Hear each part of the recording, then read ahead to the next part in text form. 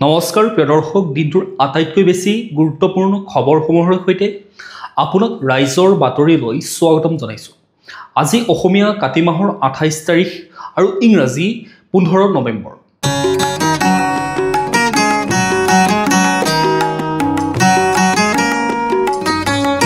এতিয়া আহিছোঁ আমি প্ৰথমটো খবৰলৈ। বৃহৎ বিনিয়োগেৰে অসমলৈ আহি আছে আদানী গ্ৰুপ। আদানী গ্ৰুপে অসমত বিনিয়োগ কৰিব প্ৰায় ৬৩,০০০ কোটি টকা। এই ধন বৃহৎ শক্তি প্ৰকল্পত বিনিয়োগ কৰিব আদানী গ্ৰুপে। ইয়াৰ ভিতৰত আছে উত্তৰ পূবৰ সৰ্ববৃহৎ ব্যক্তিগত কয়লাভিত্তিক প্ৰকল্প আৰু নতুন পাম্প ষ্টোৰেজ প্ৰকল্প।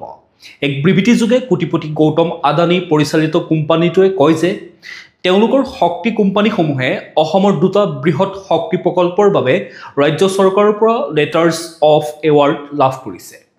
আদানী পাৱাৰ লিমিটেডে design, build, finance, on and operate মডেলৰ অধীনত ৩,২০০ megawatt greenfield ultra super critical thermal plant নিৰ্মাণৰ বাবে প্ৰায় ৪৮,০০০ কোটি টকা ব্যয় কৰিব। প্ৰতি কিলোৱাট ঘণ্টাত ৬.৩০ টকাৰ শুল্ক নিবিদাৰে এই প্ৰকল্প লাভ কৰা কোম্পানীটোৱে কেন্দ্ৰৰ শক্তি নীতিৰ অধীনত কয়লা সংযোগ নিশ্চিত কৰিছে। ২০৩০ চনৰ ডিচেম্বৰৰ পৰা পৰ্যায়ক্ৰমে উৎপাদন আৰম্ভ হ'বলগীয়া এই উদ্যোগটোৱে নিৰ্মাণৰ সময়ত ২০,০০০ৰ পৰা ২৫,০০০ আৰু কাৰ্যক্ষম হোৱাৰ পিছত ৩,৫০০ সংস্থাপন সৃষ্টি কৰিব বুলিও আশা প্ৰকাশ কৰিছে। গ্ৰুপটোৰ নৱীকৰণযোগ্য শক্তি কোম্পানী আদানী গ্ৰীণ এনাৰ্জি লিমিটেডে ২,৭০০ মেগাৱাটৰ মুঠ ক্ষমতাৰে দুটা পাম্প ষ্টোৰেজ প্ৰজেক্ট প্ৰায় ১৫,০০০ কোটি টকা বিনিয়োগ কৰিব। ইয়াৰ উপৰিও ৫০০ মেগাৱাট সংৰক্ষণ ক্ষমতাৰ বাবে LOA লাভ কৰিছে, যিটো এই PSPসমূহৰ জৰিয়তে পৰিচালিত হ'ব। আদানী গ্ৰুপে কয় যে দুয়োটা বিনিয়োগতে প্ৰকল্প পৰ্যায়ত মুঠ বিনিয়োগ হ'ব প্ৰায় ৩০,০০০ কোটি টকা। বিবৃতিটোত এই পদক্ষেপক উত্তৰ পূবৰ ব্যক্তিগত খণ্ডৰ সৰ্ববৃহৎ বিনিয়োগ বুলি অভিহিত কৰা হৈছে। লগতে গ্ৰুপটোৰ অধ্যক্ষ গৌতম আদানীয়ে অঞ্চলটোত ৫০,০০০ কোটি টকা বিনিয়োগ কৰাৰ বাবে পূৰ্বে দিয়া প্ৰতিশ্ৰুতি পূৰণ হৈছে বুলি বা বাস্তৱায়ন হৈছে বুলি উল্লেখ কৰে। আদানীয়ে কয় যে এই প্ৰকল্পসমূহে অসমৰ শক্তি সুৰক্ষা, উদ্যোগ বৃদ্ধি, গ্ৰীড স্থিতিস্থাপকতা বৃদ্ধি কৰিব। অসম বিদ্যুৎ নিয়ন্ত্ৰণ আয়োগৰ অনুমোদন লাভ কৰা এই তাপ প্ৰকল্পটোৰ বাবে APDCL-ৰ সৈতে বিদ্যুৎ যোগানৰ চুক্তি হোৱাৰো সম্ভাৱনা আছে। এতিয়া আহিছোঁ আমি পৰৱৰ্তী খবৰটোলৈ। বিধানসভাৰ অধিৱেশনৰ প্ৰথম দিনাই সদনত দাখিল কৰা হ'ব তিৱাৰী আয়োগৰ প্ৰতিবেদন, কেবিনেটৰ সিদ্ধান্ত। নেলী হত্যাকাণ্ডৰ লগতে সেই সময়ত হোৱা ২০টা হিংসাত্মক ঘটনাৰ তিৱাৰী আয়োগৰ প্ৰতিবেদন অসম বিধানসভাৰ অধিৱেশনৰ প্ৰথম দিনাই সদনত দাখিল কৰা হ'ব। প্ৰতিবেদনৰ হাৰ্ড আৰু ছফ্ট কপি বিধায়কসকলৰ মাজত বিতৰণ কৰা হ'ব। এই সিদ্ধান্ত ৰাজ্যিক কেবিনেটৰ বৃহস্পতিবাৰে মুখ্যমন্ত্ৰী হিমন্ত বিশ্ব শৰ্মাৰ পৌৰোহিত্যত দিছপুৰৰ লোকসেৱা ভৱনত অনুষ্ঠিত হোৱা অসম চৰকাৰৰ সাপ্তাহিক কেবিনেট বৈঠকত এই সিদ্ধান্ত গ্ৰহণ কৰা হয়। মুখ্যমন্ত্ৰীজনে কয় যে ১৯৮৩ চনৰ নিৰ্বাচনৰ সময়ত প্ৰি ইলেকশ্যন আৰু পোষ্ট ইলেকশ্যনৰ সময়ত অসমত যিমানকেইটা হিংসাত্মক ঘটনা সংঘটিত হৈছিল সেই গোটেইকেইটাকে সামৰি ত্ৰিভুৱন প্ৰসাদ তিৱাৰী আয়োগ গঠন কৰা হৈছিল। তিৱাৰী আয়োগৰ প্ৰতিবেদন ১৯৮৭ চনত প্ৰফুল্ল কুমাৰ মহন্তই বিধানসভাত দাখিল কৰিছিল, কিন্তু তাৰ কপি সদনত দিয়া হোৱা নাছিল। সদনত দিব বুলি প্ৰতিশ্ৰুতি দিছিল, কিন্তু সেই প্ৰতিশ্ৰুতি পূৰণ নহ'ল আৰু যাৰ বাবে সেই প্ৰতিবেদন কাৰো হাতত নাই। সেইবাবে আজিৰ কেবিনেটে সিদ্ধান্ত লৈছে যে অসম বিধানসভাৰ অধিৱেশনৰ প্ৰথম দিনাই ২৫ নৱেম্বৰত তিৱাৰী আয়োগৰ প্ৰতিবেদনৰ হাৰ্ড কপি আৰু ছফ্ট কপি বিধানসভাৰ সদস্যসকলৰ মাজত বিতৰণ কৰা হ'ব। নেলী হত্যাকাণ্ডৰ লগতে সেই সময়ত ঘটা ২০টা ডাঙৰ ঘটনাৰ বিশদ বিৱৰণ প্ৰতিবেদনখনত আছে। ঘটনাৰ কাৰণ ব্যাখ্যা কৰা হৈছে। প্ৰতিবেদনখনত অসম বুৰঞ্জীৰ এটা অধ্যায় আছে। আমি সেইখন দাখিল কৰিম। এতিয়া আহিছোঁ আমি পৰৱৰ্তী খবৰটোলৈ। অসমত কেন্দ্ৰৰ ৪টা বিভাগৰ ২৪টা বৃহৎ প্ৰকল্প, অতিৰিক্ত ব্যয় ৩৪,০০০ কোটি টকা। একাধিক কাৰণত ৰাজ্যখনত কেন্দ্ৰীয় চৰকাৰৰ বহু অভিলাষী প্ৰকল্প নিৰ্ধাৰিত সময়ত হৈ নুঠাৰ বাবে ব্যয়ৰ পৰিমাণ বহুগুণে বৃদ্ধি হৈছে। নিৰ্মাণ কাৰ্য অব্যাহত থকাৰ বৃহৎ প্ৰকল্পসমূহৰ নিৰ্ধাৰিত পুঁজিতকৈ ব্যয়ৰ পৰিমাণ অধিক বৃদ্ধি পোৱাত চৰকাৰৰ হাজাৰ হাজাৰ কোটি টকা অতিৰিক্তভাৱে ওলাই গৈছে। বিভিন্ন পৰিস্থিতিকে ধৰি নিৰ্মাণ সামগ্ৰীৰ অভাৱনীয় মূল্য বৃদ্ধিকে এই ক্ষেত্ৰত জগৰীয়া কৰিছে সংশ্লিষ্ট বিভাগে। সেই অনাগত দিনত এনে প্ৰকল্পবোৰৰ নামত আৰু অধিক নিৰ্মাণ ব্যয় বাঢ়ি যোৱাৰ আশংকা ঘনীভূত হৈছে। কেৱল সেয়াই নহয়, কেইবাটাও প্ৰকল্প নিৰ্মাণৰ সম্পূৰ্ণকৰণৰ নিৰ্ধাৰিত সময়তকৈ অধিক সময় লগাৰ বাবে পুঁজিৰ পৰিমাণ সময়ে সময়ে বৃদ্ধি কৰিবলগীয়া হৈছে। এই প্ৰতিবেদনত 4টা মন্ত্ৰালয়ৰ অধীনত চলি থকা 24টা প্ৰকল্পৰ নিৰ্মাণ ব্যয় বৃদ্ধি পোৱাৰ বিষয়ে সবিস্তাৰে উল্লেখ কৰা হৈছে। এই বিশেষ প্ৰতিবেদন অসামৰিক বিমান পৰিবহণ, শক্তি, পেট্ৰলিয়াম আৰু প্ৰাকৃতিক গেছৰ লগতে ৰেল মন্ত্ৰালয়ৰ বাৰ্ষিক প্ৰতিবেদন আৰু সংশ্লিষ্ট কৰ্তৃপক্ষই দিয়া তথ্যৰ ভিত্তিত প্ৰস্তুত কৰা হৈছে। আনহাতে পৰিসংখ্যা আৰু কৰ্মসূচী ৰূপায়ণ মন্ত্ৰালয়ৰ বাৰ্ষিক প্ৰতিবেদনৰ তথ্য আধাৰতো এই প্ৰতিবেদনখন প্ৰস্তুত কৰা হৈছে। এতিয়া আহিছোঁ আমি পৰৱৰ্তী খবৰটোলৈ। সোণাপুৰত বিজ্ঞান নগৰী। গুৱাহাটীৰ সমীপৱৰ্তী সোণাপুৰত নিৰ্মীয়মান দেশৰ 4ৰ্থখন অত্যাধুনিক বিজ্ঞান নগৰী প্ৰকল্প শীঘ্ৰেই সম্পূৰ্ণ হৈ উঠিব। আজি বিজ্ঞান প্ৰযুক্তি মন্ত্ৰী কেশৱ মহন্তই এই প্ৰকল্পস্থলীত বিজ্ঞান সংগ্ৰহালয় আৰু বিজ্ঞান দৰ্শনশালাৰ নিৰ্মাণ কাৰ্য পৰিদৰ্শন কৰি অগ্ৰগতিৰ বুজ লয়। তেওঁ বিজ্ঞান নগৰী প্ৰকল্প, ৰাষ্ট্ৰীয় বিজ্ঞান সংগ্ৰহালয় পৰিষদ প্ৰকল্প নিৰ্মাণ কাৰ্যৰ বিভিন্ন দিশ তদাৰকৰ দায়িত্বত থকা সংশ্লিষ্ট বিভাগ আৰু নিৰ্মাণকাৰী প্ৰতিষ্ঠানসমূহৰ সৈতে পৰ্যালোচনা বৈঠকত মিলিত হয়। উল্লেখযোগ্য যে কেন্দ্ৰীয় চৰকাৰৰ সংস্কৃতি মন্ত্ৰালয়ৰ বিজ্ঞাপন সংগ্ৰহালয়ৰ আঁচনিৰ অধীনত কেন্দ্ৰীয় আৰু ৰাজ্য চৰকাৰৰ যৌথ পুঁজিৰে ৰাষ্ট্ৰীয় স্তৰৰ অত্যাধুনিক বিজ্ঞান সংগ্ৰহালয় হিচাপে এই বিজ্ঞান নগৰী প্ৰকল্প নিৰ্মাণৰ ব্যৱস্থা কৰা হৈছে। মুখ্য কাৰ্যবাহী বিষয়া তথা অসম বিজ্ঞান প্ৰযুক্তিবিদ্যা আৰু পৰিৱেশ পৰিষদ এষ্টেকৰ সঞ্চালক জয়দীপ বৰুৱা, ৰাষ্ট্ৰীয় বিজ্ঞান সংগ্ৰহালয় পৰিষদৰ প্ৰতিনিধি তথা ৰাষ্ট্ৰীয় বিজ্ঞান কেন্দ্ৰ গুৱাহাটীৰ সঞ্চালক সুজয় মজুমদাৰৰ উপৰি কাৰ্যবাহী অভিযন্তা আৰু নিৰ্মাণকাৰী প্ৰতিষ্ঠানৰ সদস্যসকল উপস্থিত থাকে। এতিয়া আহিছোঁ আমি পৰৱৰ্তী খবৰটোলৈ। বিহাৰতো চমক মামাৰ। বিহাৰতো চলিল অসমৰ মুখ্যমন্ত্ৰী ডক্টৰ হিমন্ত বিশ্ব শৰ্মাৰ যাদু। বিহাৰ বিধানসভা নিৰ্বাচনৰ অসমৰ পৰা প্ৰচাৰ চলাবলৈ গৈছিল হিমন্ত বিশ্ব শৰ্মা। বিজেপিৰ ষ্টাৰ কেম্পেইনাৰৰ তালিকাত অসমৰ মুখ্যমন্ত্ৰীগৰাকী আছিল অন্যতম। অসমৰ মুখ্যমন্ত্ৰীগৰাকীয়ে প্ৰচাৰ চলোৱা 7টা সমষ্টিৰ ভিতৰত 6টাতে জয়ী হৈছে বিজেপি। মুখ্যমন্ত্ৰীয়ে প্ৰচাৰ চলোৱা মধুবানী, বাৰাদি, কাছৱা, ৰামনগৰ, চান্দপাটিয়া আৰু বাজপট্টিত বিজেপিৰ প্ৰাৰ্থী জয়ী হৈছে। এতিয়া আহিছোঁ আমি পৰৱৰ্তী খবৰটোলৈ। কালি অসম কেবিনেটত লোৱা কেইটামান গুৰুত্বপূৰ্ণ সিদ্ধান্তৰ বিষয়ে আমি জানি লওঁ আহক। অসম মালাথী আঁচনি কেবিনেটে অনুমোদন জনায়। এই আঁচনিৰ অধীনত 883 কিলোমিটাৰ পথ নিৰ্মাণ কৰা হ'ব। দ্বৈত পথৰ পৰা ইকনমি কৰিডৰ নিৰ্মাণ কৰা হ'ব। ইয়াৰ বাবে কেবিনেটে ৩,২১৭ কোটি টকা অনুমোদন জনায়। সেইদৰে গুৱাহাটীৰ নেহৰু ষ্টেডিয়ামক ফিফা অলিম্পিক লেভেলৰ এখন ফুটবল ষ্টেডিয়ামলৈ ৰূপান্তৰ কৰা হ'ব। নেহৰু ষ্টেডিয়ামখন ভাঙি পেলোৱা হ'ব। কেবিনেটে এই পুনৰ উন্নয়ন প্ৰকল্পটোত অনুমোদন জনায়। ইয়াত ফুটবল গ্ৰাউণ্ডৰ লগতে ট্ৰায়েল খেলৰ ground, indoor stadium, swimming pool আদি নিৰ্মাণ কৰা হ'ব। এই প্ৰকল্পটোৰ নিবিদা লাভ কৰিছে লাৰ্চন অফ টাবু কোম্পানীয়ে। প্ৰকল্পটোৰ বাবে 765 কোটি টকাৰ অনুমোদন জনোৱা হয়। আনহাতে ডিডুৰ নামদাঙত 9.4 হেক্টৰ এখন নতুন ৰিজাৰ্ভ ফৰেষ্ট নিৰ্মাণ কৰিবলৈ কেবিনেটে অনুমোদন জনায়। কেবিনেটত জলসম্পদ বিভাগৰ এখন পলিচিত অনুমোদন জনোৱা হয়। ৰাইজক উপকৃত কৰাৰ বাবে নিৰ্মাণ কৰা মথাউৰিৰ ক্ষেত্ৰত সংশ্লিষ্ট অঞ্চলৰ লোকে যাতে ক্ষতিপূৰণ বিচাৰিব নোৱাৰে তাৰ বাবে পলিচি কৰা হৈছে, যাতে পাছত জলসম্পদ বিভাগে গোচৰৰ সন্মুখীন হ'বলগীয়া নহয়। এতিয়া আহিছোঁ আমি পৰৱৰ্তী খবৰটোলৈ। ৰাহুল গান্ধী বিজেপিৰ আটাইতকৈ ডাঙৰ ষ্টাৰ কেম্পেইনাৰ। বিহাৰৰ বিধানসভা নিৰ্বাচনৰ ফলাফলৰ মাজতেই মুখ্যমন্ত্ৰী ডক্টৰ হিমন্ত বিশ্ব শৰ্মাই কৰা এক মন্তব্যই দৃষ্টি আকৰ্ষণ কৰিছে ৰাজনৈতিক মহলত। মুখ্যমন্ত্ৰী ডক্টৰ শৰ্মাই কটাক্ষৰে মন্তব্য কৰি কয় যে ৰাহুল গান্ধী হৈছে বিজেপিৰ আটাইতকৈ ডাঙৰ ষ্টাৰ কেম্পেইনাৰ। তেওঁ লগতে কয় যে বিহাৰত হোৱা এই নিৰ্বাচনৰ ফলাফলেই ভাৰতীয় ৰাজনীতিত ৰাহুল গান্ধীৰ প্ৰভাৱ কেনেদৰে বিজেপিৰ লাভৰ ক্ষেত্ৰত অধিক বেগৱান কৰিছে সেইটো দেখুৱাইছে।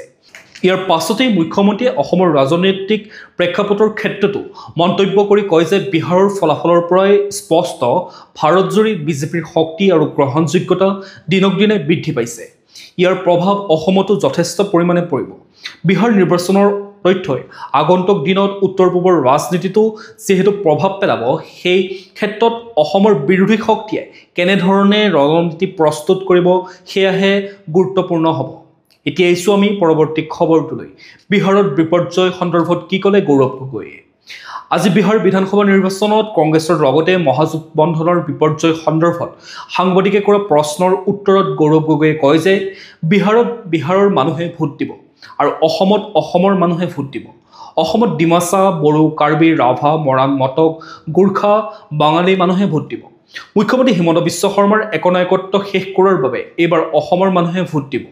অসমত কংগ্ৰেছৰ চৰকাৰ হ'লে অসমৰ ৰাইজৰ সেৱা কৰাৰ উপৰি ইয়াৰ মানুহৰ ভূমিৰ সুৰক্ষাৰ ক্ষেত্ৰত অধিক গুৰুত্ব প্ৰদান কৰিব।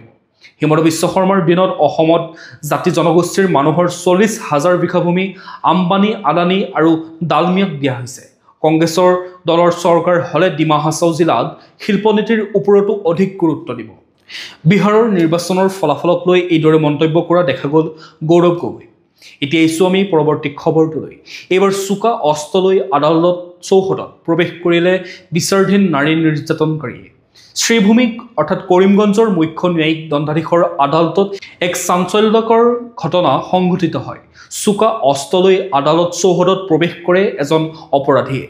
ফখৰুল ইছলাম নামৰ অপৰাধীটোৱে বেগত চোকা অস্ত্ৰ ভৰাই আদালতত প্ৰৱেশ কৰাৰ চেষ্টা কৰিছিল। এগৰাকী মহিলা আৰক্ষীৰ সন্দেহ হোৱাত বেগত তালাচী চলোৱাৰ পিছত বেগৰ ভিতৰত ওলাই এখন ডেগাৰ। লগে লগে এই বিষয়ে অৱগত কৰা হয় মুখ্য ন্যায়িক দণ্ডাধীশক। পিছত দণ্ডাধীশৰ নিৰ্দেশত আৰক্ষীৰ হাতত চমজাই দিয়া হয় ফখৰুল ইছলামক। উল্লেখযোগ্য যে 2022 চনত ফখৰুল ইছলামৰ বিৰুদ্ধে নিজৰ পত্নীয়ে নাৰী নিৰ্যাতনৰ গোচৰ ৰুজু কৰিছিল।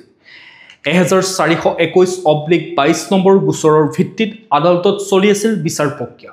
তেনে অৱস্থাত আজি আছিল সাক্ষ্য গ্ৰহণৰ তাৰিখ। আজি ফখৰুল ইছলামে লগত চোকা অস্ত্ৰ লৈ আদালতত হাজিৰ হোৱাৰ চেষ্টা চলাই আৰক্ষীৰ হাতত আটক হয়। ইপিনে ফখৰুল ইছলামৰ পূৰ্বৰ জামিন বাতিল কৰি মুখ্য ন্যায়িক দণ্ডাধীশে ফখৰুলৰ বিৰুদ্ধে সদৰ আৰক্ষী থানাত পৃথকে এটা গোচৰ ৰুজু কৰিছে বুলি জানিব পৰা গৈছে। এতিয়া আহিছোঁ আমি পৰৱৰ্তী খবৰটোলৈ। উপজা দিনত প্ৰাণৰ শিল্পী জুবিন গাৰ্গক অভিনৱ ধৰণে সন্মান জনাবলৈ সাজু অসম চৰকাৰ। 18 নৱেম্বৰত জুবিন গাৰ্গৰ জন্মদিন উপলক্ষে আয়োজন কৰা হ'ব ৰক্তদান শিবিৰ। 53 সংখ্যক জন্মদিনত 53টা স্থানত অনুষ্ঠিত হ'ব ৰক্তদান শিবিৰ। মুখ্যমন্ত্ৰীৰ সংবাদমেল যোগে মুখ্যমন্ত্ৰী ডক্টৰ হিমন্ত বিশ্ব শৰ্মাই কয় যে বিজেপিৰ ৰাজ্যিক সভাপতি দিলীপ শইকীয়াই জুবিন গাৰ্গৰ উপজা দিনটো বিজেপিৰ লগতে মিত্ৰজোঁটৰ সদস্যসকলক ৰাজ্যজুৰি ব্যাপক ৰক্তদানত জড়িত কৰিবলৈ আহ্বান জনাইছে। আজি আমি কেবিনেটত সিদ্ধান্ত লৈছোঁ যে এই কামত চৰকাৰে সমৰ্থন কৰাৰ লগতে নিজৰ নিজৰ জিলাত মন্ত্ৰীসকল থাকিব আৰু এই ৰক্তদান শিবিৰ সফল কৰাত সহযোগ কৰিব। ময়ো এই শিবিৰত সহযোগিতা কৰিম। তেওঁ 53 সংখ্যক জন্মদিন উপলক্ষে 53টা স্থানত এই ৰক্তদান শিবিৰ অনুষ্ঠিত কৰা হ'ব। এই ক্ষেত্ৰত স্বাস্থ্য বিভাগক দায়িত্ব দিয়া হৈছে। লগতে মুখ্যমন্ত্ৰীগৰাকীয়ে কয় যে আমি তেজেৰে জুবিন গাৰ্গক সন্মান জনাব খুজিছোঁ। 18 তাৰিখে ময়ো ৰক্তদান কৰিম। জুবিনক সন্মান তেজেৰে আমি দিম। কংগ্ৰেছে ভূপেন হাজৰিকাৰ সমাধি ক্ষেত্ৰ যেনেকৈ বনাব লাগিছিল তেনেকৈ নবনালে। জুবিনৰ সমাধি সুন্দৰকৈ হ'ব লাগে। এই ক্ষেত্ৰত মই সম্পূৰ্ণ স্বাধীনতা দিছোঁ। আপোনালোকে যি ধৰণে মোক ড্ৰয়িং কৰি দিয়ে মই সেই ধৰণে কৰি দিম। জুবিনে জাতিটোক যিমান দি থৈ গৈছে আমি তেওঁক ঘূৰাই দিব নোৱাৰিম। গতিকে যি ধৰণে আমি পাৰোঁ তেওঁৰ স্মৃতি আমি জীয়াই ৰাখিব লাগিব। প্ৰিয় দৰ্শক, আপোনালোকে বাতৰিসমূহ চাই থাকিব, লগতে আমাৰ চেনেলটো ছাবস্ক্ৰাইব কৰি ল'ব, লগতে নটিফিকেশ্যন বেল আইকনটো প্ৰেছ কৰি ৰাখিব যাতে প্ৰতিদিনে আমাৰ নিউজৰ ভিডিঅ'সমূহ আপোনালোকে পাই থাকে। লগতে ভিডিঅ'টো যদি চাই ভাল পায় এটা লাইক কৰি থৈ যাব আৰু কমেণ্টত আপোনাৰ মতামত দিবলৈও নাপাহৰিব। এতিয়া জানি লওঁ আহক আজিৰ দিনটোৰ বতৰৰ বতৰা। ভাৰতীয় বতৰ বিজ্ঞান কেন্দ্ৰৰ তথ্য মতে 15 নৱেম্বৰ 2025 শনিবাৰৰ দিনটো অসমৰ বতৰ মুকলি হ'ব।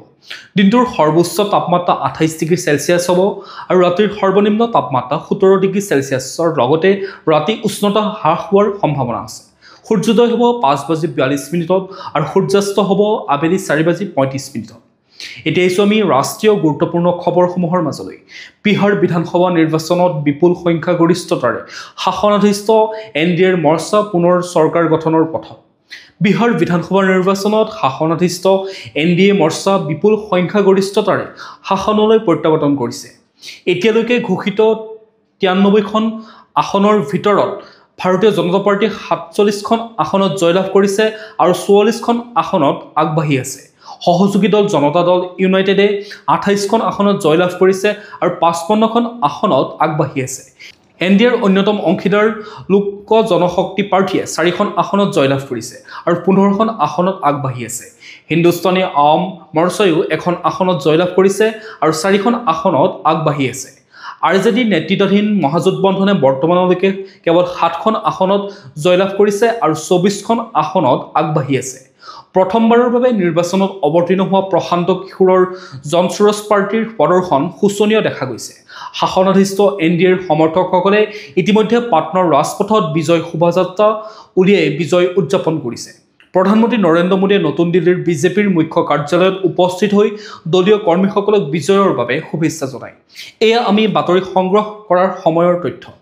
এতিয়া আহিছোঁ আমি পৰৱৰ্তী খবৰটোলৈ। তুষ্টিকৰণ নহয়, সন্তুষ্টিকৰণৰ বাবে বিহাৰত বিজেপিৰ এই জয়। প্ৰধানমন্ত্ৰী নৰেন্দ্ৰ মোদী, বিজেপিৰ সভাপতি JP নাড্ডা আৰু দলৰ জ্যেষ্ঠ নেতা অমিত শ্বাহে মিত্ৰজোঁটৰ প্ৰতি দেখুওৱা ঐতিহাসিক আৰু অভূতপূৰ্ব সমৰ্থনৰ বাবে বিহাৰৰ জনসাধাৰণক ধন্যবাদ জ্ঞাপন কৰিছে। বিজেপিৰ ৰাষ্ট্ৰীয় কাৰ্যালয়ৰ পৰা জনতাক সম্বোধন কৰি প্ৰধানমন্ত্ৰীয়ে এই জয়ক সুশাসন, বিকাশ, সামাজিক ন্যায় আৰু জনকল্যাণৰ বিজয় বুলি অভিহিত কৰে। তেওঁ লগতে কয় যে জনসাধাৰণৰ এই সমৰ্থনে বিহাৰৰ উন্নয়নৰ বাবে নতুন উদ্যমেৰে কাম কৰাৰ লগতে জনসাধাৰণৰ প্ৰতি সেৱা আগবঢ়োৱাৰ ক্ষেত্ৰত চৰকাৰখনক অধিক সবল কৰি তুলিব। প্ৰধানমন্ত্ৰীয়ে লগতে কয় যে এয়া বিজেপিৰ প্ৰতি ৰাইজৰ বিশ্বাসৰ প্ৰতিফলন। বিহাৰৰ ৰাইজে বিকশিত বিহাৰৰ আশাত ভোটদান কৰিছে। বিহাৰে 2010 চনৰ পাছত আটাইতকৈ ডাঙৰ জনাদেশ দিলে। এতিয়াৰ পৰা বিহাৰৰ বিকাশ যাত্ৰা ঊৰ্ধ্বমুখী কৰাৰ প্ৰয়াস কৰা হ'ব।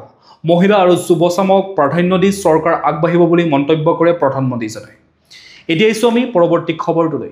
বাস্তৱ হ'ল সপোন, বিধায়ক হ'ল প্ৰাক্তন IPS বিষয়া আনন্দ মিশ্ৰ। অৱশেষত সপোন পূৰণ হ'ল প্ৰাক্তন IPS বিষয়া আনন্দ মিশ্ৰৰ। যি লক্ষ্যত উপনীত হোৱাৰ বাবে আনন্দ মিশ্ৰই IPSৰ চাকৰিৰ পৰা VRS লৈছিল, অৱশেষত সেই লক্ষ্যত উপনীত হ'ল। বিহাৰৰ নিৰ্বাচনত আজি ভাগ্য উদয় হ'ল আনন্দ মিশ্ৰৰ। বিহাৰৰ বক্সাৰ যি সমষ্টিৰ পৰা জয় হ'ল প্ৰাক্তন IPS বিষয়া আনন্দ মিশ্ৰ। কংগ্ৰেছ প্ৰাৰ্থী সঞ্জয় কুমাৰ তিৱাৰীৰ বিৰুদ্ধে বিজেপি প্ৰাৰ্থী আনন্দ মিশ্ৰই জয়লাভ কৰে। উল্লেখযোগ্য যে আনন্দ মিশ্ৰ অসমৰ বাবে এটা অতি পৰিচিত নাম। আৰক্ষী অধীক্ষক হিচাপে অসমত বিশেষ খ্যাতি লাভ কৰিবলৈ সক্ষম হোৱা IPS বিষয়া আনন্দ মিশ্ৰৰ ৰাজনীতিৰ পথাৰত খোজ দিয়াৰ বাবেই ত্যাগ কৰিছিল চাকৰি।